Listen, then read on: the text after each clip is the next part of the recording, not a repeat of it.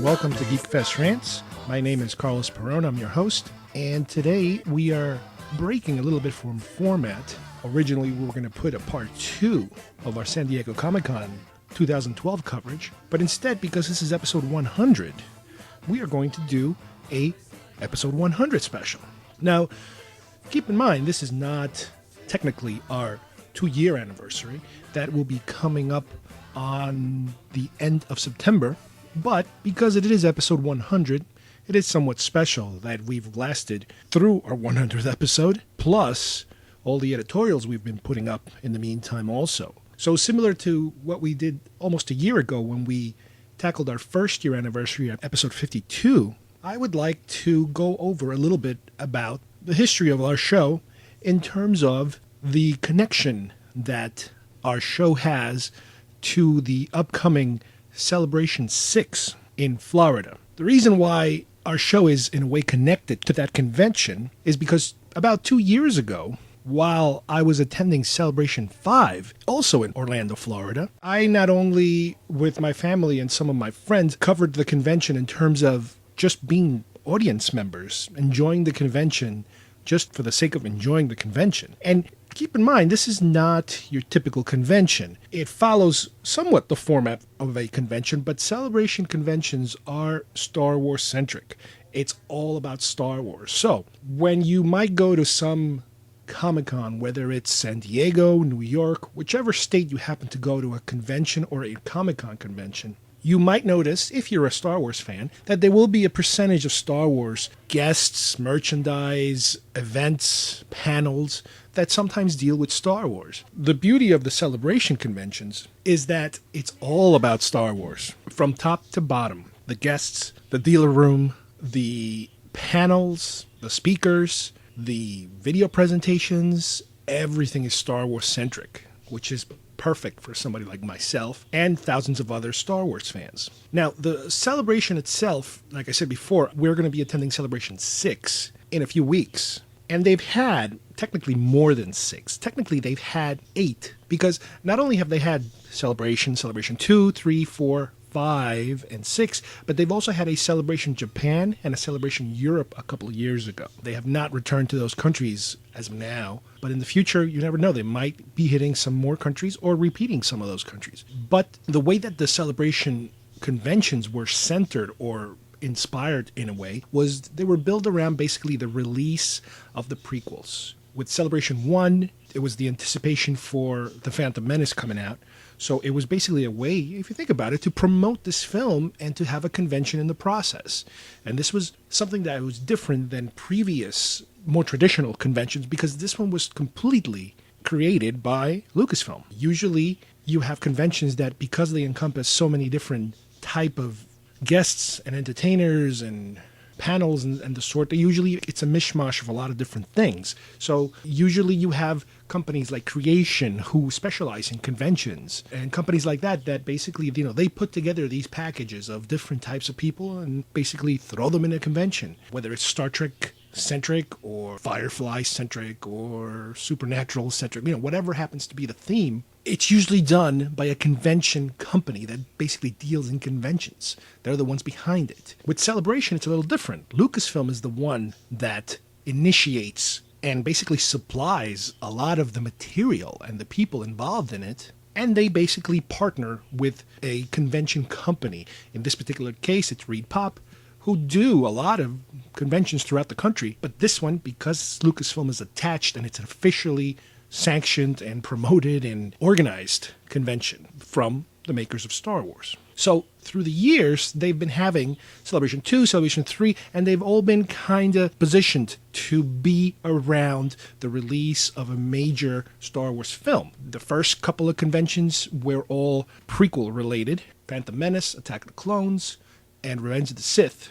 Then after that, because they were out of movies basically, what they started to promote were shows like the Clone Wars. So the conventions were heavily, and are still heavily, Clone War-y related. Celebration 5, which I went to, was again very Clone Wars centric. Celebration 6, that's coming up, also is going to be very Clone Wars centric. Sometimes they'll try to tie into an anniversary. The last celebration, they were celebrating the anniversary of Empire Strikes Back. That was the official theme of the convention. This year, they can't be that specific, I think, about trying it to an anniversary, because the anniversary for Return of the Jedi would be next year, 2013. So it's a more of a general convention, I guess, and it's not specific, like I said before. But the point of it is that this is your chance for anybody, basically, to go and hit a dealer room where normally you would have, let's say, 10-15% Star Wars.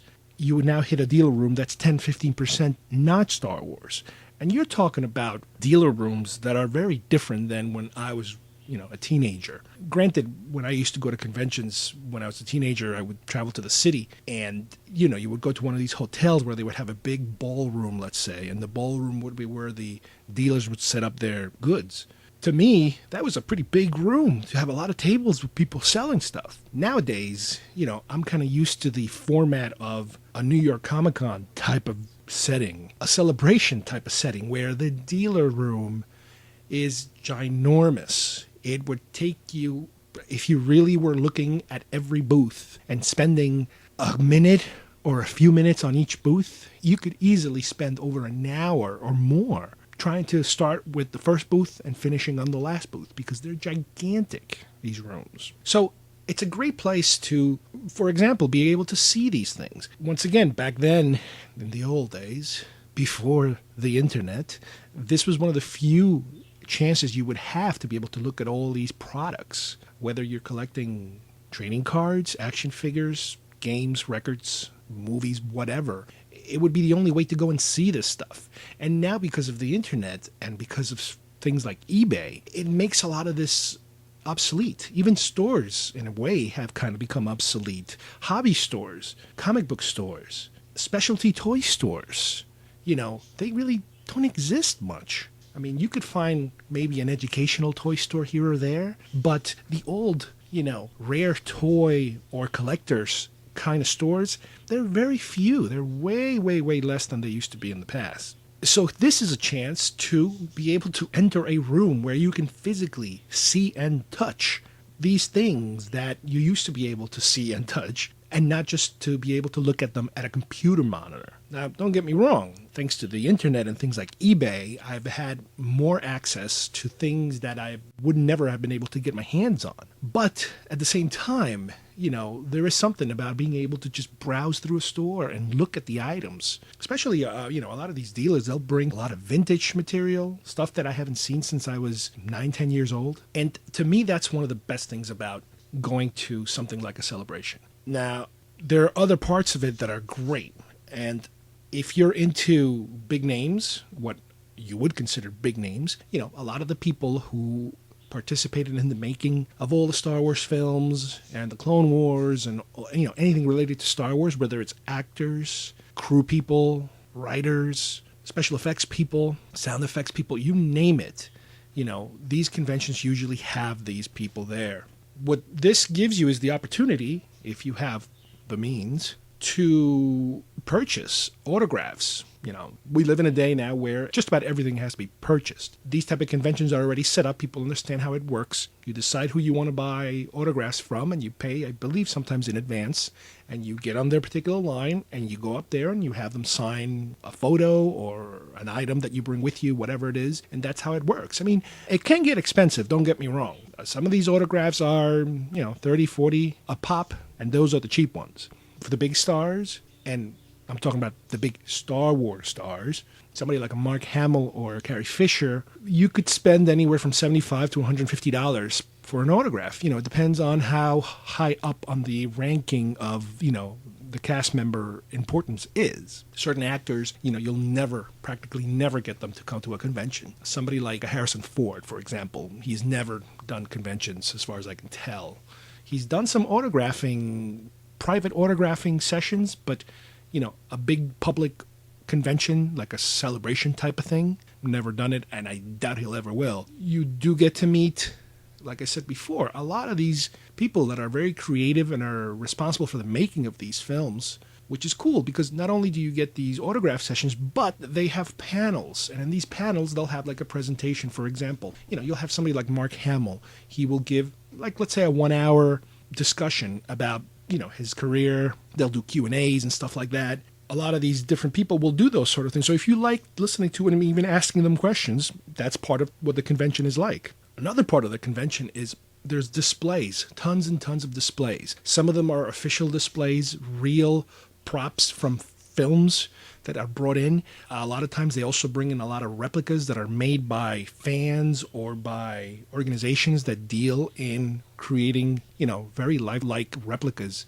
whether it's Stormtrooper armor, R2 droids, you know, lifelike, actual size remote control vehicles, snow speeders, TIE fighters, you name it. Some people make these, you know, they're gigantic, just, you know, scale to, you know, real size. And it's great because you can go and take pictures in there. They'll do sets. They'll do the interior of the Millennium Falcon, the Rebel Blockade Runner. And as a fan, you get to go in there and, you know, take pictures with it. And if you happen to be a cosplayer, you know, you have your own costume and everything, again, another opportunity to be able to take pictures or shoot video, if you will, in an area that's basically designed to look exactly like the film. So that's another opportunity you have. The other thing that you do at these conventions is panels that I kind of mentioned a little before, having to do more with the guests, the headliners, the actors and the crew members. But you also have a lot of panels related to the subject matter of Star Wars, having to do with toys, collecting, filmmaking, writing, craft making, you name it. There are tons and tons of seminars, which kind of brings us to what the connection is between our show and Celebration. And this is a story I might have mentioned once before, and that is that one of the seminars I attended, and these are, you know, they're only like an hour long, 45 minutes an hour, was a seminar on podcasting, specifically Star Wars podcasting. And I attended a seminar, which is basically composed of a panel of 2 different shows that existed at the time, and they still do, having to do with Star Wars toy collecting, specifically action figure collecting. One of them was Star Wars Action News. The other one was the Chivecast. And it was a typical, you know, how the show gets started, how it works, how do you do it, how difficult is it to do this, how difficult is it to do that. And, you know, I was able to ask a couple questions here and there. And, you know, the funny thing is that when I walked out of that panel thinking to myself, wow, that's pretty much how I kind of figured it would be. And, you know, I learned a few things, and it kind of got me thinking about it. And I remember we, at one point, when our vacation had ended and we had done the entire convention, had a great time, taking tons of pictures, met lots of people, had a few quick run-ins with what you would consider celebrities having to do with Star Wars. So we're driving back home. You know, everybody's done with our vacation, and the subject of, why don't I do my own podcast? And at the time, it was a little difficult trying to figure out, well, I seem to kind of know, you know, the technical aspects of it. I wasn't too certain about the subject matter. And the subject matter is something that took a little bit of tweaking to figure out exactly what it would be. Obviously, the more specific you are, the more, you know, knowledgeable that you might have to be about a certain subject. But if you kind of make it a little broader, then you can include a lot of different subjects. And that's how our show kind of got started. Geekfest Rants is basically a combination of different conversations I have with a couple of my friends in which we go really, really deep, nerdy, geeky, deep into all these subjects that we've been talking about for about 100 episodes. Now, this leads us to what's coming up, and that is another Celebration convention. Celebration 6 is going to take place once again in Florida, same location as last time, same convention center. So in a way, it's kind of neat because I kind of know the lay of the land. I know where things are and the distance between the hotel and the convention center. They are still, as we speak, announcing more guests and more events, and they're putting together the schedule, and they're starting to give us a little preview of the merchandise they'll be selling. And, you know, certain toy manufacturers will have certain toys there. And, I mean, I'm generally looking forward to the entire dealer room in general because that is probably my favorite part of the convention, being able to walk through that dealer room and see all these fantastic collectibles. But what's important about this time around is that even though we are not exhibitors at the convention, we've been exhibitors before. Recently, we did New York Comic Con, where we actually got a table and we were exhibiting, promoting our show while the convention was taking place. But for Celebration 6, we don't really want to go in that direction because we really want to enjoy the convention. We don't want to be really tied to a table. However, with that said, we are kind of going in the convention with our gear. We are going to be trying to do some interviews while we're there. Definitely, we will be doing wrap-up shows in terms of putting together shows that talk about our experiences during those 4 days. And who knows, we might have a couple of surprises here or there. We will have some of our promotional materials that are handed out to people. We'll have our pens and our flyers and our postcards and buttons and such. And hopefully this will be a good experience to add to our show. And in a way, it is a form of tribute to the origins of this show, how it all kind of started out of an idea from this convention. And don't get me wrong, like I said before, our main objective is to have fun. It is an unbelievable place for a family, for individuals, couples, whatever. If you're into Star Wars, this is as good as it gets, basically. You are not going to find such a concentration of like-minded individuals who are, into Star Wars. This is it. So hopefully we'll be able to report to you all the different things we've seen at C6. So, in case we run into any famous people and we're able to interview them, I've been practicing my interview skills. And hopefully you'll be able to see some pictures while we visited the Madame Tussauds Museum. The closest thing I guess you can get to actual movie stars is wax replicas of them. So take a look at some of the pictures we posted of me practicing different reactions to potentially different questions I could be asking pretty famous people. As we hit our 100th episode, we've gone in many new and different directions in terms of themes and topics and subject matter for our different shows. And I'm just going to go over a couple of the highlights of our last almost 50 episodes since the last time we had a chance to sit down and go over them. We've done a vintage Star Wars collecting show, specifically having to do with Kenner. We sat down with one of our contributors, James, and we kind of went through his collection and described, all the differences and nuances of all these old toys that some of us used to own and some of us still do. We've done a number of commentaries, including The Thing. As you probably figured out by now, John Carpenter is a recurrent theme as far as our group goes. We pretty much love his work, especially his earlier work, and The Thing is definitely one of the highlights of his filmmaking career. We've examined Lego video games that have to do with films. For example, Star Wars, Pirates of the Caribbean, Batman, and that sort of thing. And we talked about, what the games are like, not only for people our age who play with them, but for also younger kids, who technically is the intended audience. We previewed the TV fall season lineup last year. We've explored the modern vampire genre, as it's become very popular over the last number of years, both television and film.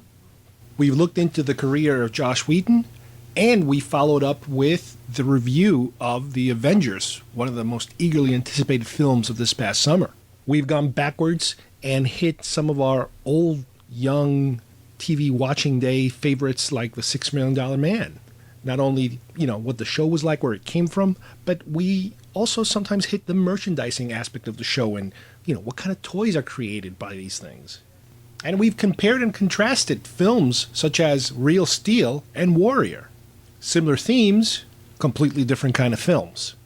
As I mentioned earlier, we were lucky enough to attend Toy Fair this year, and we got a sneak peek at some of the current line that we're not only seeing right now of Star Wars, Lego, toys, and other films, but also there's stuff that's even further down the line in this year that we haven't even seen at the stores yet, that it's right around the corner, especially the Hobbit-related Lego materials. We've introduced a number of solo commentaries by one of our contributors, Steve Vivona, who's done a number of Hulk-related commentaries with all the older Hulk television films. He was able to sit down and go over these films and, give you some behind the scenes and the making of type of information that we never knew about.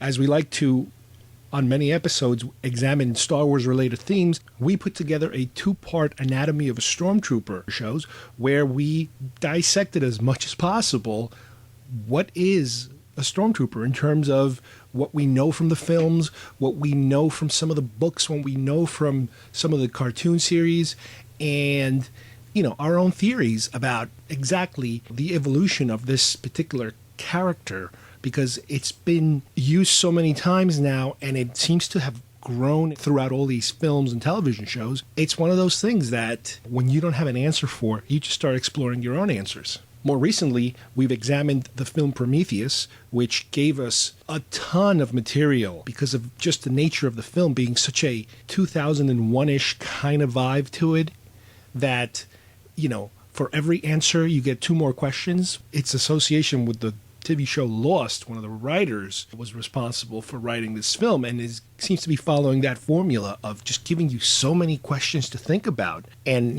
endless conversations, which we still have not completed. We still have more things we keep bringing and finding out about the film. And more recently, we've also done a Fright Night commentary, the original Fright Night, which is a great B film if there ever was. The definition of a B film that is so good that it could almost be an A film in my book. And most recently, we've done a part 1 show of the 2012 San Diego Comic-Con, specifically having to do with the new wave of films that are about to come out in the near future and in the somewhat distant future. We've gone through the list, but we only got halfway done. As a matter of fact, this part 2 would have been episode 100, but we decided to kind of change things around a little bit just because we wanted to honor the 100th episode. You will get part 2 of the San Diego Comic-Con next week. Plus, we also continued over the last 50 or so episodes with our editorials. Steve Vona has continued to write his In Defense of editorials, which are kind of like movies that you're kind of ashamed to admit you love, and his particular take on why they are defensible films. We've also added a couple of contemporary and classic film reviews by one of our contributors, Rob. A few articles have also made their way to us through Tony Rossi, providing more of a spiritual kind of perspective on some genre material. And one of our contributors, who also goes by the pen name Tiberius, gave us an article on the show Emergency, back from his childhood days, where he had a chance to actually visit the location where they used to do some of the shooting for that particular series. And even I got around to writing an editorial about the Star Wars deleted scenes that were finally put out with the Blu-ray that was released last year. Now, this all leads us to what's coming up. We have, as I mentioned before, certain events we're going to be attending, like Celebration 6. We are hopefully going to be attending some future, maybe New York Comic-Cons, future Toy Fair shows and that sort of thing. But there are certain shows that we already have planned to do and some shows we already done that are just waiting to be, put up pretty soon, including a part 2 of our vintage Kenner Star Wars toys that we did with James. We have a follow-up on the Galactica show that we did. We did a Galactica 1.0. Well, we have a Galactica 2.0 now also, so you can kind of compare and contrast the two shows. In the commentary side, we also have the classic film Highlander, which we have a commentary for. For a different flavor of commentary, we also have The Taking of Pelham 123, not the remake, but the original one. And the also very classic Raiders of the Lost Ark. We have a Doctor Who show coming up where we examine one of our contributors' favorite time period for Doctor Who episodes. We have a pretty lengthy The Dark Knight Rises review, which basically rounds out the last big summer film of this year. And in the works, we also have a Blade Runner retrospective. We want to examine that film since this is the anniversary year of the release, and it's such an important sci-fi film not only for the genre, but for Ridley Scott's career. We're probably going to at some point attempt to do a young Indiana Jones show to try to fill in the gaps of Lucasfilm's work, in between some of the mega blockbusters that they've been involved with. They tackled on a different view of the Indiana Jones franchise. And at some point, we are also going to be examining Bond, James Bond. There's so many different ways to approach that subject. We have a new film coming out in the near future. So it's about time we start hitting the different Bond films and different Bond actors. Plus, just like we did with the Anatomy of the Stormtrooper episodes, we are going to attempt a similar one having to do with droids. The different perspectives of Star Wars droids in terms of their function, what did they do, how do they work, are they sentient or not, how are they treated by different characters, and what is their place in the Star Wars galaxy. So as you can tell, we have a lot of material coming up for you, and tons more that we're still thinking about and coming up. Lots of times we end up bumping certain shows because all of a sudden we come up with an idea. It's like, wait a minute, we got to do this. And then some of these shows will get bumped around a little bit. So we do have quite a number of material out there on the horizon for you. So I hope you enjoyed our 100th episode. And next week, come back and we will be hearing part 2 of our San Diego Comic-Con coverage.